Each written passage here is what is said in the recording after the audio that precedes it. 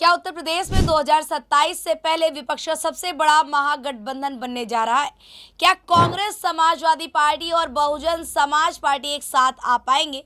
क्या 2019 में नाकाम रहा बुआ बबुआ का प्रयोग 2027 में फिर दोहराया जाएगा? और क्या सपा बसपा कांग्रेस साथ भी आ गए तो क्या बीजेपी की चुनौती आसान होगी या मुकाबला और दिलचस्प हो जाएगा? उत्तर प्रदेश में 2027 की सियासी जंग अभी दूर है, लेकिन गठबंधन की राजनीति में अभी से रफ्तार पकड़ ली है। कांग्रेस के नए यूपी प्रभारी राजेंद्र पाल गौतम ने ऐसा बयान दिया जिसने सियासी गलियारों में नई बहस छिड़ दी है। नमस्कार दोस्तों, आप देख रहे हैं स्वराज पावर और आपके साथ मैं काजल अवस्थी। राजेंद्र पाल ने कहा कि संविधान बचाने के लिए समाजवादी पार्टी, बहुजन समाज पार्टी और कांग्रेस सभी को एक मंच पर आना होगा, सभी को एक साथ आना होगा। यानी कि सवाल अब सिर्फ गठबंधन का नहीं बल्कि उस महागठबंधन की संभावना का है जो कभी 2019 में बना था लेकिन सबसे ज्यादा सफल नहीं हो पाया। 2027 के विधानसभा चुनाव से पहले उत्तर प्रदेश की राजनीति में गठबंधन की चर्चा फिर तेज हो गई है। कांग्रेस के नए प्रदेश प्रभारी राजेंद्र पाल गौतम ने साफ कहा है कि संविधान बचाने के लिए सभी विपक्षी दलों को एक साथ आना होगा, एक मंच पर आना होगा। उन्होंने समाजवादी पार्टी और बहुजन समाज पार्टी दोनों से बातचीत की बात कही है। ये वही राजेंद्र पाल गौतम है जो कुछ समय पहले राजद नेता तनुज पुनिया के साथ मायावती से मिलने उनके आवास पहुंचे थे। हालांकि वहां मुलाकात नहीं हो सकी थी, उस समय कांग्रेस ने इस पहल से दूरी बना ली थी। लेकिन अब प्रभारी बनने के बाद गौतम खुलकर गठबंधन की वकालत कर रहे हैं। हालांकि कांग्रेस की रणनीति सिर्फ बसपा तक सीमित नहीं दिखती। एक तरफ वह समाजवादी पार्टी के साथ गठबंधन बनाए रखने की बात कर रही है तो दूसरी तरफ सीट शेयरिंग में खुद को बड़ा भाई भी बता रही है। अब सबसे बड़ा सवाल खड़ा ये हो रहा है कि अगर कांग्रेस, सपा और बसपा एक साथ आ भी जाए तो क्या चुनावी नतीजे उनके पक्ष में जाएंगे?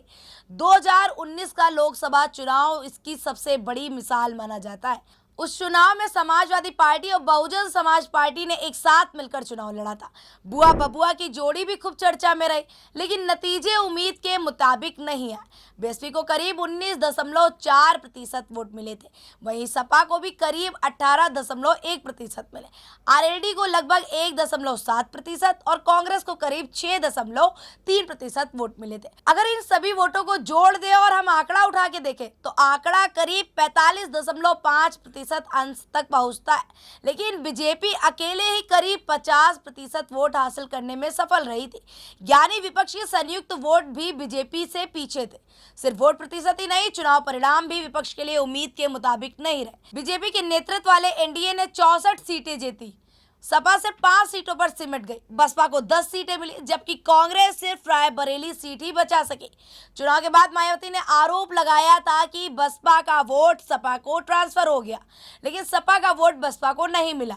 इसके बाद दोनों दलों का गठबंधन टूट गया। अब सवाल ये है, क्या यह वही प्रयोग 2027 में दोबारा हो सकता है? राजनीतिक जानकार ऐसा मानते हैं कि फिलहाल इसकी संभावना आसान नहीं दिख रही है। एक तरफ समाजवादी पार्टी 2024 के लोकसभा चुनाव में मजबूत प्रदर्शन के बाद अखिलेश यादव को मुख्यमंत्री के चेहरे पर तौर पर आगे बढ़ाना चाह रही है। वहीं दूसरी तरफ मायावती भी कभी मुख्यमंत्री पद से कम पर समझौते के लिए तैयार नहीं दिख रही हैं। इसके अलावा हाल के महीनों में मायावती लगातार समाजवादी पार्टी पर हमलावर रही हैं। ऐसे में कांग्रेस की पहल क्या सचमुच महागठबंधन बनाने की कोशिश है या फिर समाजवादी पार्टी सीट पर शेयरिंग का दबाव बढ़ाने की रणनीति? इसका जवाब तो आने वाले महीनों की राजनीति तय करेगी। फिलहाल तस्वीरें बिल्कुल साफ दिख रही हैं, साफ नजर आ रही हैं, लेकिन इतना जरूर तय है कि 2027 की लड़ाई सिर्फ मुद्दों की नहीं बल्कि गठबंधन, सीट बंटवारे और वोट ट्रांसफर की राजनीति पर भी टिकी होगी। अब देखना यह होगा कि कांग्रेस की पहल विपक्ष को एक मंच पर ला पाती है या फिर 2019 की तरह गठबंधन बनने से पहले ही गणित बिगड़ जाता है। लेकिन सबसे बड़ा सवाल अब यही है, क्या 2027 में विपक्ष का महागठबंधन बीजेपी के विजय रथ को रोक पाएगा या फिर गठबंधन का गणित एक बार फिर जमीनी हकीकत के सामने कमजोर पड़ जाएगा? ऐसी तमाम प्रकार की राजनीतिक खबरों के लिए देखते रहिए स्वराज पावर।